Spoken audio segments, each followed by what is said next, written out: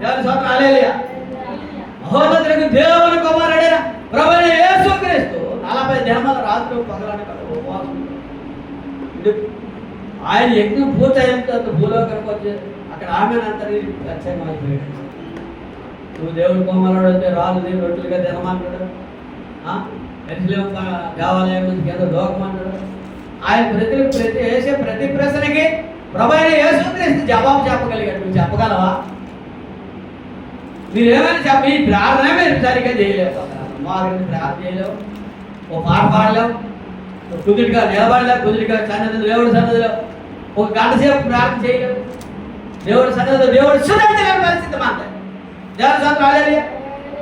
అలాంటిది చాలా జాగ్రత్త. మన ప్రార్థన ఎలా ఉండాలా, మన మాట ఎలా ఉండాలా, మన వాక్యం ఎలా ఉండాలా, మన నడవడిక ఎలా, మన ప్రవర్తన దేవుడి సన్నిధికి వెళ్ళినప్పుడు మన ప్రవర్తన ఎలా ఉంటుంది. అందుకే దేవుడు పరిశుద్ధ స్థలము మనకి ఏర్పాటు చేస్తాడు. ఆ స్థలం ఏ స్థలమో, హల్లెలూయా.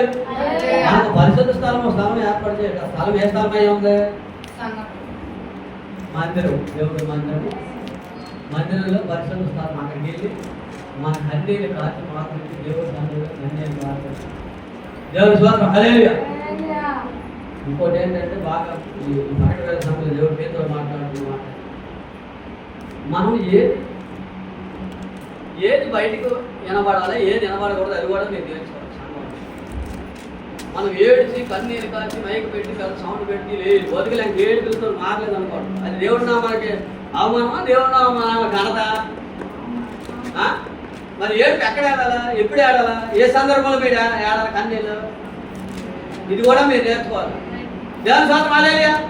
మీరు వాకరించి కన్నీళ్ళు కాచి దేవుడి దగ్గర నీవు ఒక ప్రత్యేకమైన స్థలం కోరుకున్న స్థలంలో కూర్చొని ఏడాలన్నమాట. అది దేవుడి మందిరం.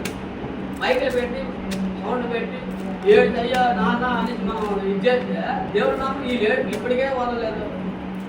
బతుకులు ఇంకే మారలేదు, మన బతుకులేమో అయ్యా దేవుడి నామానికి అవమానం అంటారా, దేవుడి నామానికి ఘనత అవుతుందా చెప్పండి? మరి ఏంటంటే ఎందుకు వస్తారు మా రోడ్డుకి ఎదురు ఎందుకు వస్తారు? ఎన్నోసార్లు కంప్లైంట్ పెట్టే కారణం అదే. కొల కొల కొల కొల కొల కొల అంటారు అని ఏడు పెడతారు.